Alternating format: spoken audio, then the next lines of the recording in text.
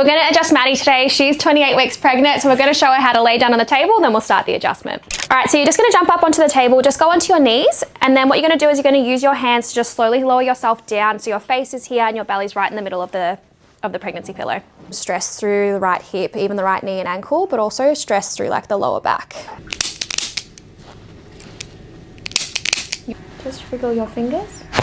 Good. Flex those hips. Good. Good job. Any like pain through here? No. Drop those shoulders down.